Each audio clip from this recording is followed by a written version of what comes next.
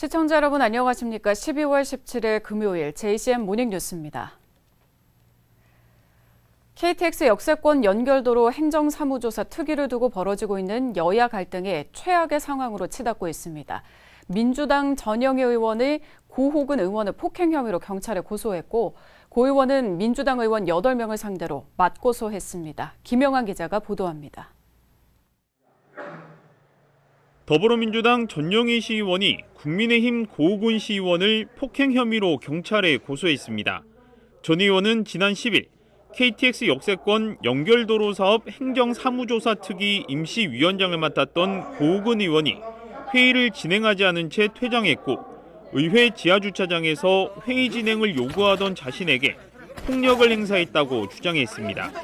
또 14일에 열린 본회의장에서도 고 의원이 자신을 떠밀어 넘어졌고 이로 인해 전치 2주의 병원 진단을 받았다고 밝혔습니다. 화가 나면 감정 통제가 되지 않는 고호근 의원님 사과하십시오. 제발 멈춰주십시오. 동료 의원으로서 너무 부끄럽습니다. 너무 무섭습니다. 더불어민주당 울산시당도 기자회견을 열고 국민의힘이 KTX 역세권 연결도로 사업에 대한 행정사무조사를 무력화시키기 위한 방해 공작이라고 지적했습니다. 더 이상 정상적인 울산시의회 KTX 역세권 연결도로에 관한 행정사무조사를 방해하지 말기를 국민의힘 울산시당에 촉구한다. 국민의힘 고호근 시의원은 오히려 자신이 피해자라며 경찰에 맞고소했습니다. 의회 건물 지하주차장에서 민주당 의원 3명이 자신을 둘러싸고 차량에 타지 못하게 막았다며 이 과정에서 폭행한 사실도 없다고 반박했습니다. 또 본회의장에서 발언권을 주지 않는 것에 항의하는 과정에서 민주당 의원 5명이 자신을 둘러쌌고 폭행을 당했다며 전영희 의원 등 8명을 업무방해와 집단폭행 등의 혐의로 경찰에 고소했다고 밝혔습니다. 고스란히 증거를 남아있는데도 불구하고 허위사실을 유포하고 거짓말을 해대는 민주당 의원들의 형태는 너무나 어처구니 없습니다. 국민의힘은 행정사무조사를 방해한다는 민주당의 주장에 대해 지방자치법 시행령과 행정사무조사에 관한 조례에 따라 조사를 진행할 수 없는 사안이라고 거듭 밝혔습니다. 울산시의회 여야가 의원 사퇴 요구에 이어 맞고소까지 벌이면서 파국으로 치닫고 있습니다. JCN 뉴스 김영환입니다. 올해 말에 만료될 예정이었던 동구의 고용위기지역 지정과 조선업 특별고용 지원 업종 지원이 각각 1년 더 연장됩니다. 고용노동부는 어제 울산 동구를 비롯한 기존 7개 고용위기지역 지정을 1년 더 연장하고 특별고용업종 지원도 함께 연장하겠다고 밝혔습니다.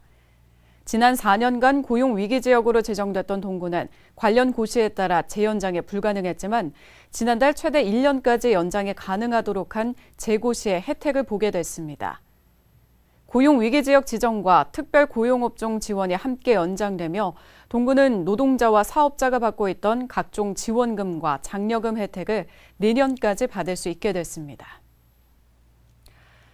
제1회 울산국제영화제가 오늘 개막식을 시작으로 5일간의 여정을 시작합니다. 오늘 오후 6시 울산문화예술회관에서 개막식이 열리며 영화제 홍보대사인 배우 이청아가 사회를 맡고 팬텀 싱어3 우승팀인 나포엠이 축하 공연을 펼칩니다.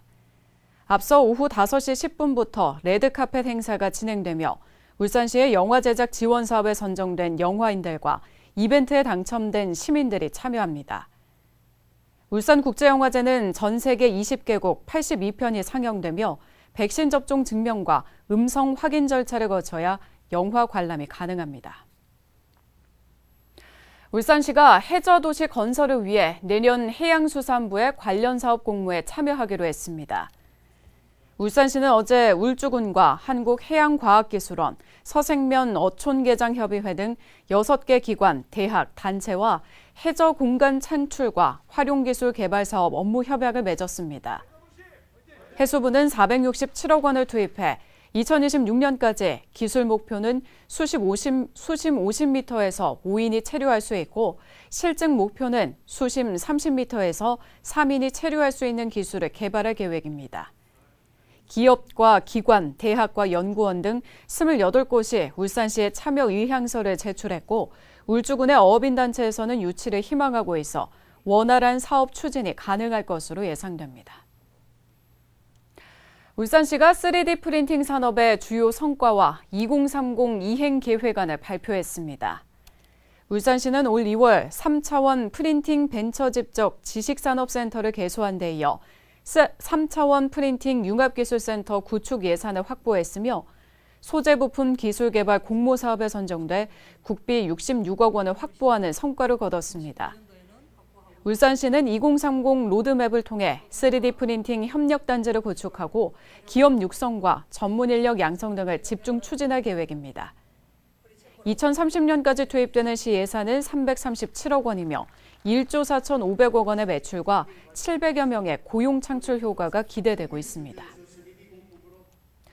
평교사 출신의 울산시 교육감 비서실장이 장학관으로 특별 채용된 것과 관련해 논란이 확대되고 있습니다. 울산교총과 울산교사노조가 인사특혜 논란을 두고 서로 엇갈린 주장을 내고 있는 가운데 보수 성향의 일부 시민단체와 진보 성향의 전교조도 논란에 가세하며 보수와 진보 진영 간 대결 구도 양상을 보이고 있습니다. 이현동 기자의 보도입니다. 이번 논란의 핵심은 평교사 출신인 노키 교육감 비서실장의 장학관 특별 채용 과정입니다. A 비서실장은 지난 2018년 7월 노키 교육감 취임과 함께 비서실장으로 임명됐습니다. 당시는 파견교사 자격이었지만 다음 인사에서 교원과 비서실장직을 사퇴하고 별정직 5급으로 재임용됐습니다. 이후 2년 만인 지난 3월 중등 장학관으로 특별 채용된 겁니다. 이를 두고 울산시의회 김종섭 의원이 절차상 법률상 문제를 제기했고 이어 보수 성향의 울산교총과 일부 시민단체도 특혜 보훈 인사라고 주장하고 나섰습니다. 장학관으로 채용해서 노교육감 내 자리 없을 때도 그대로 어떤 자리든 유지할 수 있도록 만들어준다는, 길을 열어준다는 얘기죠. 이에 대해 울산교육청은 합법한 절차에 따라 채용해 아무 문제가 없다는 입장입니다. 장학관 채용에 앞서 변호사를 통해 법률 검토를 거쳤고 교육부로부터도 절차가 적합하다는 회신을 받았다는 겁니다. 법이 허용하는 범위 내에서 저희들이 절차를 거쳐서 뽑았지 않습니까? 절대로 그렇게 해서 의도적으로 누구를 봐주기 위해서 뽑았다 이렇게는 이야기할 수 없습니다. 진보 성향의 울산교사노조와 전교조는 교육청 입장에 힘을 보태고 있습니다. 울산교사노조는 논평을 내고 비서실장의 장학관 특별 채용은 현행법에 근거를 두고 있고 이미 다른 시도에서 수십 명이 특별 채용된 사례가 있다고 주장했습니다. 전교조도 성명을 통해 비서실장의 장학관 특별 채용은 교육감의 진보적 교육정책 실현의 과정이며 합법적 인사행정이라고 밝혔습니다. 진보 교육감 비서실장의 장학관 특별 채용 논란이 내년 교육감 선거를 6개월가량 앞두고 보수와 진보 진영 간 대결 구도 양상을 보이고 있습니다. JCN 뉴스 이현동입니다. 오는 18일부터 다음 달 2일까지 16일간 사적 모임 허용 인원이 4인으로 제한됩니다. 식당, 카페의 경우 코로나19 백신 접종 완료자 4명까지만 이용이 가능하고 미접종자는 혼자서 이용할 수 있습니다. 유흥시설과 식당과 카페 등은 밤 9시까지 운영할 수 있고 영화관, 공연장, PC방 등은 밤 10시까지 제한하되 청소년 입식학원 등은 예외를 두기로 했습니다. 행사 집회는 50명 미만은 백신 접종에 관계없이 가능하며 50명 이상은 접종 완료자만 299명까지 허용되고 300명 이상 행사는 관계부처 승인하에 개최할 수 있습니다. 울산의 청년 인구가 4년 만에 49,300여 명이 감소한 것으로 나타났습니다. 울산시가 15세에서 34세까지 청년을 대상으로 분석한 통계에 따르면 지난해 말 기준 울산의 청년 인구는 26만 8,400여 명으로 2016년 31만 7,700여 명에 비해 4년 만에 4만 9,300여 명이 감소했습니다. 청년 인구 순 이동률은 마이너스 2.7%로 전국 특광역시 가운데 청년 인구의 유출 비율이 가장 높았습니다. 전출 사유는 직업이 48.9%로 가장 높았고 가족 17.5%, 교육 17.2% 순을 보였습니다. 반면 지난해 울산 지역 청년의 혼인율은 인구 1000명당 남성 12.3건, 여성 26.6건으로 전국에서 가장 높은 수준으로 나타났고 출산율 또한 1000명당 38.2명으로 전국에서 가장 높았습니다. 지난달 중구에서 발생한 똑딱길 화분 도난 사건의 범인이 잡혔습니다. 중구청에 따르면 지난달 20일 똑딱길 골목정원에서 화분 도난 사건이 발생하자 29일 경찰에 신고했고 경찰이 범인을 찾아 울산지검으로 송치했으나 기소유예 처분이 내려졌다고 밝혔습니다. 화분을 훔친 피의자는 지난 6일 중구청에 직접 전화를 걸어 사과했으며 중구청의 사과를 받아들임에 따라 검찰이 기소유예 처분을 내렸습니다. 이어서 이슈인 뉴스 시간입니다. 오늘은 박기성 고래문화재단 상임이사를 만나 고래문화마을과 장생포 문화창구의 지속적인 활성화 방안에 대해서 이야기 나눠봤습니다.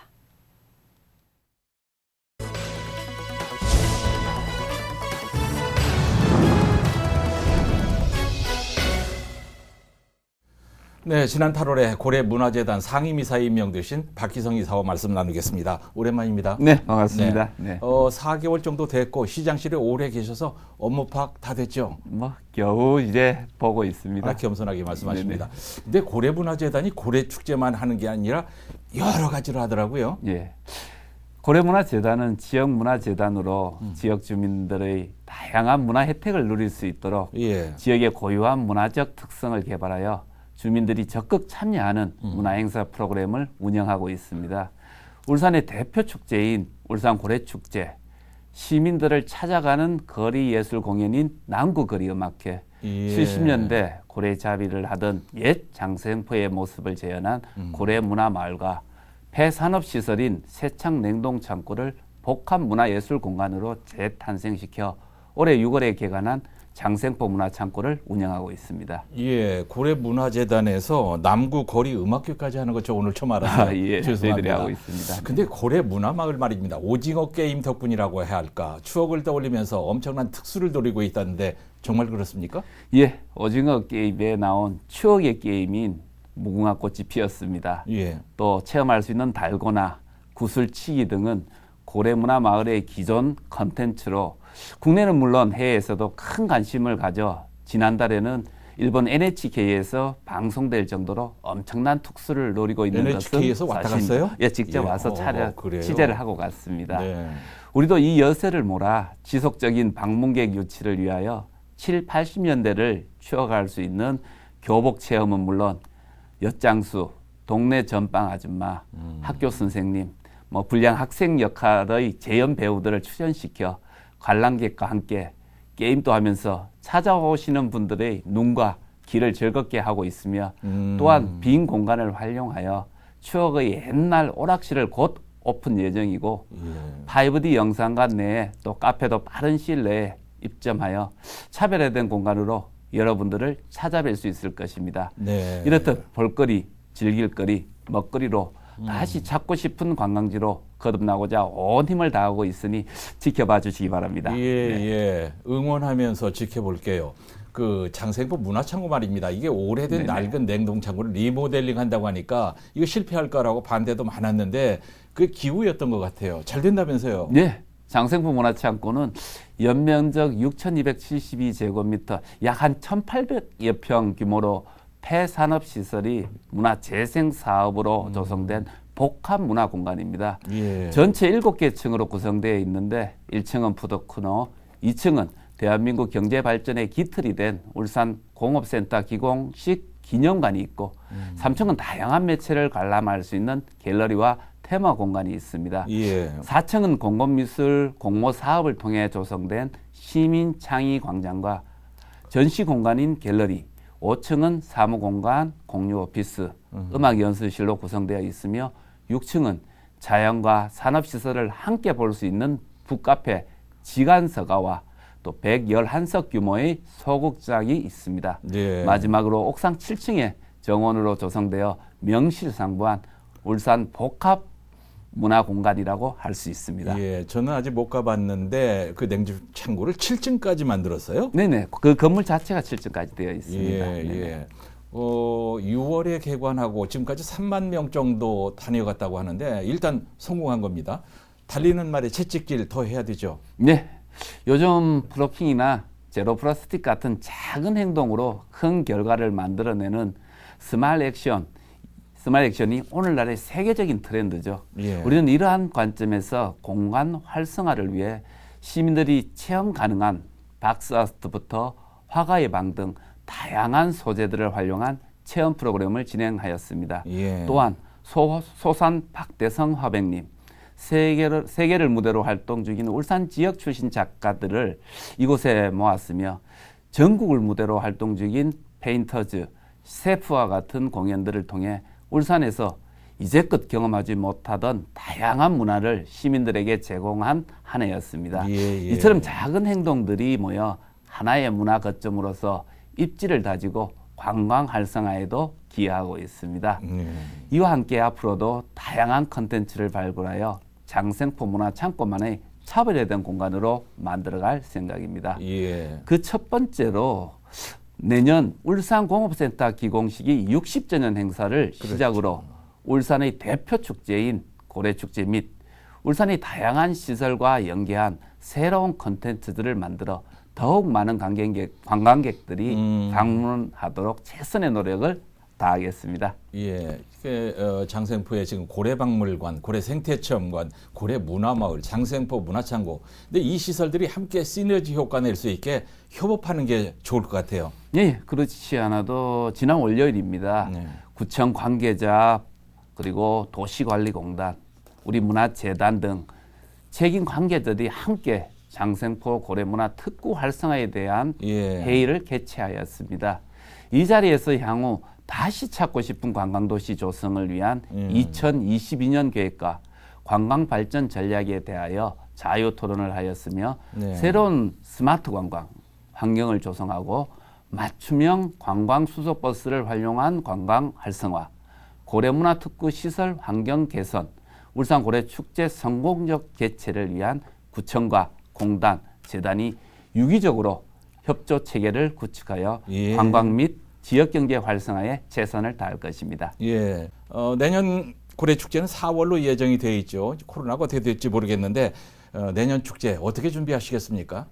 예, 내년 2022년 울산 고래축제는 장생포의 옛 명성을 장생포의 역사와 스토리를 기반으로 새로운 컨텐츠를 통해 명소로 부활시키고 울산 고래축제만의 정체성을 주민, 시민 예술가들과 함께 만들어 대한민국을 대표하는 축제로 자기매김하는 것이 목표입니다.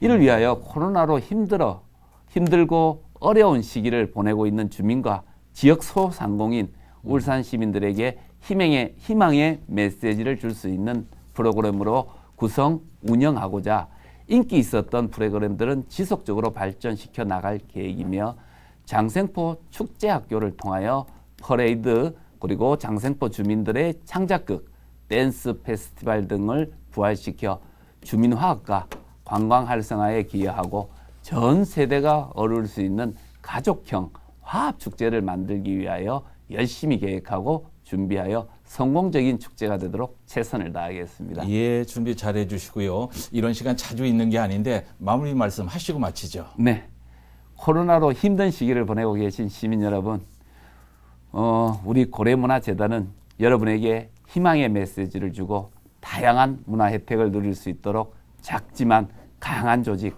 시민의 문화 복지를 책임지는 문화재단이 되도록 노력하며 항상 여러분과 함께 하겠습니다. 추운 겨울 건강 조심하시고 가정의 행운이 함께 하시길 기원드리겠습니다. 감사합니다. 오케이. 고래문화재단 박기성 상임이사와 말씀 나눴습니다. 감사합니다. 네, 감사합니다. 더불어민주당 장윤호 시의원이 어제 기자회견을 열고 내년 지방선거에서 울산시장에 출마하겠다고 선언했습니다. 장 의원은 혁신의 울산을 만들고 새로운 시각과 새로운 행정을 만들기 위해 시장 출마를 결심했다며 지시하는 위치가 아닌 시민을 대변하는 일꾼으로 최일선 현장에서 뛰겠다고 말했습니다. 장 의원은 석탄 부두를 친수 공간으로 전환하고 울산의 관광산업 활성화, 안전한 환경도시 조성과 행정 혁신을 이루겠다고 강조했습니다. 울산소방본부는 어제 울주군 온산읍 처용리 해안도로 일대에서 대용량포 방사 시스템 구축 장비 시연회를 가졌습니다. 대용량포 방사 시스템은 176억 원이 투입돼 특수장비 16대로 구성됐으며 최대 110m까지 분당 최대 7만 5천 리터를 방수할 수 있습니다. 현존하는 장비로는 직경 34m 이상의 대형 유류 저장 탱크 화재 진압이 불가능했지만 이번 대용량포 방사 시스템 구축으로 울산 석유화학단지 내 대형 유류 저장 탱크의 화재를 조기에 진압할 수 있을 전망입니다. 소방본부는 또 고층 건축물 화재에 대응이 가능한 70m급 굴절 차량도 배치했습니다. 중구청이 행정안전부 주관 2021년 공공자원 개방 공유 서비스 실적 평가에서 지난해에 이어 2년 연속 최우수 평가를 받았습니다. 이번 평가에서 중구청은 생활공고 대여소 운영과 열린 나눔 상자, 사랑 나눔 냉장고 등 주민들을 위한 다양한 공유경제 사업 추진으로 최우수 평가를 받았습니다. 중구청은 지난 2019년 공유경제 활성화에 관한 조례를 제정한 데 이어 공유경제 담당계를 신설하는 등 주민들을 위한 다양한 공유자원 개방 공유 서비스 사업을 추진하고 있습니다. JCN 모닝뉴스를 마칩니다. 함께해 주신 여러분 고맙습니다.